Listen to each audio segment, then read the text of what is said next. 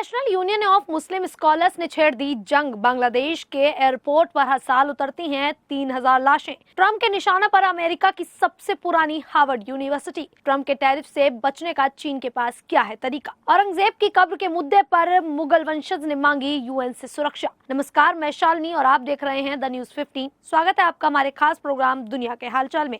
चलिए नजर डालते हैं इन बड़ी खबरों पर विस्तार से।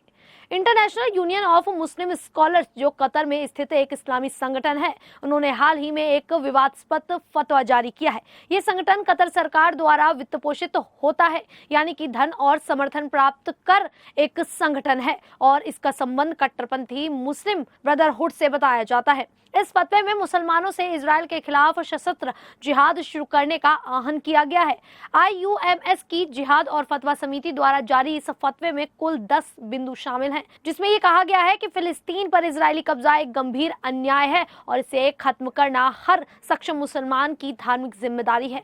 फतवे में कहा गया है कि सभी इस्लामी और अरब देशों को तुरंत सैन्य हस्तक्षेप करना चाहिए और इजराइल के खिलाफ एकजुट होकर कार्रवाई करनी चाहिए। इसके अलावा समुद्री, हवाई और थल मार्गों से इजराइल की पूरी तरह नाकाबंदी करने की बात कही गई है। संगठन ने यह भी कहा कि फिलिस्तीनियों के प्रतिरोध को सैन्य, आर्थिक और कानूनी रूप से समर्थन देना एक धार्मिक कर्तव्य है।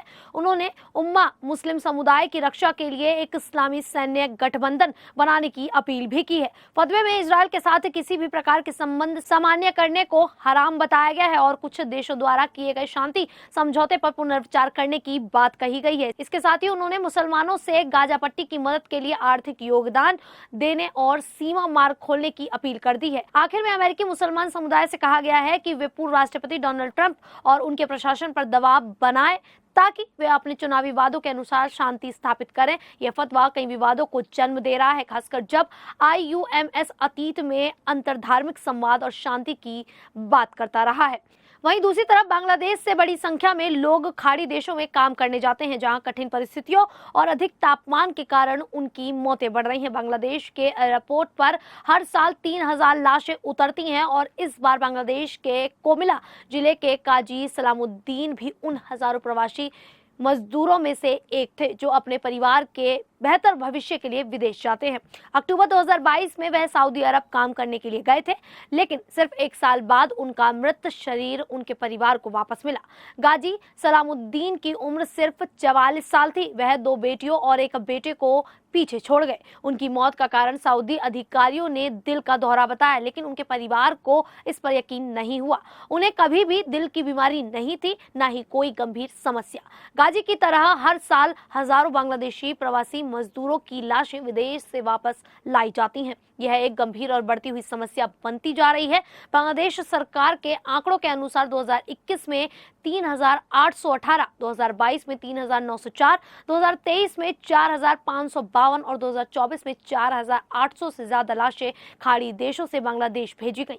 सबसे ज्यादा मौतें सऊदी अरब में हो रही हैं। हर बार मौत का कारण नेचुरल डेथ यानी स्वाभाविक मौत बताया जाता है, लेकिन अब इस बार सवाल उठने लगे हैं। बांग्लादेश से बड़ी संख्या में लोग सऊदी अरब, कुवैत, कतर और UAE जैसे देशों में मजदूरी करने जाते हैं। वहाँ तापमान बहुत ज्यादा होता है और रहने की हालत भी ठीक नहीं होती। लंबे समय तक मेहनत, काम, आराम और खराब माहौल की वजह से मजदूरों की सेहत पर असर पड़ता है और कई बार जान भी चली जाती है। इस समस्या को लेकर अब सरकार और अंतर्राष्ट्रीय संगठनों को गंभीर कदम उठाने की जरूरत है ताकि मजदूरों की जिंदगी और अधिकारों की सुरक्षा हो सके। वहीं दूसरी तरफ अमेरिका की सबसे पुरानी और मशहूर यूनिवर्सिटी हार्वर्ड इन दिनों पूर्व राष्ट्रपति डोनाल्ड ट्रंप के निशाने पर है।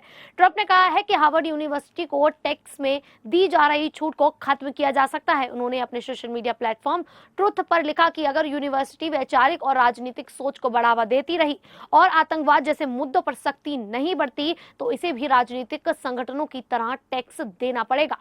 अमेरिका में कई शैक्षणिक और धार्मिक संस्थानों को टैक्स में छूट मिलती है क्योंकि ये सार्वजनिक हित के लिए काम करते हैं। ट्रंप का कहना है कि हार्वर्ड अब इस श्रेणी में नहीं आता क्योंकि वह सरकार के नियमों का पालन नहीं कर रहा। 14 अप्रैल 2025 को ट्रंप ने हार्वर्ड यूनिवर्सिटी की करीब 18,000 करोड़ रुपए यानी 2.2 अरब डॉलर की फंडिंग रोक दी। ये फैसला तब हुआ जब यूनिवर्सिटी ने व्हाइट हाउस की उन मांगों को मानने से इनकार कर दिया जिसमें यहूदी विरोधी गतिविधियों पर सख्त कार्रवाई की बात कही गई थी। इसके अलावा सरकार यूनिवर्सिटी में एडमिशन, गवर्नेंस और हायरिंग के मामले में दखल देना चाहती थी, जिसे हार्वर्ड ने खारिज कर दिया। हार्वर्ड यूनिवर्सिटी के प्रेसिडेंट एलन एम गार्वर ने साफ कहा कि यूनिवर्सिटी सरकार के दबाव में नहीं आएगी और अपने संवैधानिक अधिकारों से समझौता नहीं करेगी। ट्रंप की joint task force to combat anti ने कहा कि हार्वर्ड सरकार से पैसा तो लेता है लेकिन नियम नहीं मानता, इसीलिए फंडिंग रोक दी गई। यह मामला अब अमेरिका में शिक्षा और राजनीति के बीच बड़े टकराव का रूप ले रहा है। वहीं अमेरिका और चीन के बीच चल रहा टैरिफ वॉर अब और भी ज्यादा तेज हो गया है। दोनों देश एक दूसरे के आगे झुकने को तैयार नहीं है।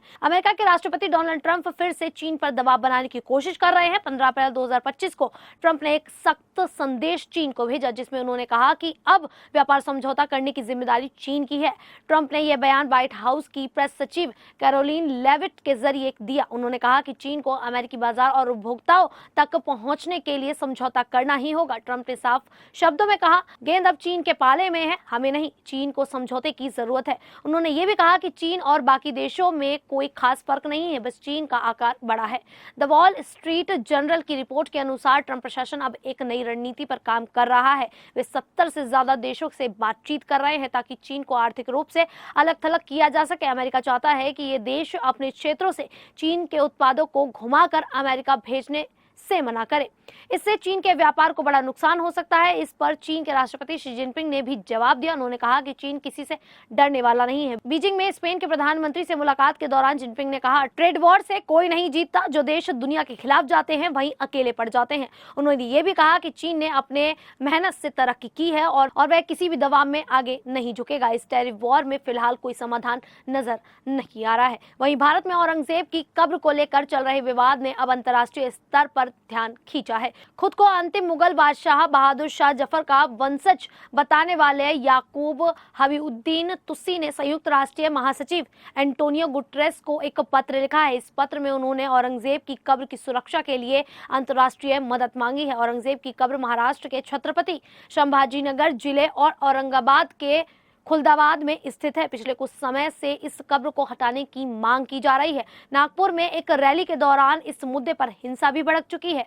तुसी का कहना है कि वह उस जगह के वक्फ संपत्ति के मुतवल्ली यानी कि देखभाल करता है जहां यह कब्र मौजूद है। उन्होंने अपने पत्र में लिखा कि यह मकबरा राष्ट्रीय महत्व का स्मारक है और इसे प्राचीन स्मारक और पुरातत्व और अवशेष अधिनियम 1958 के तहत संरक्षित किया गया है।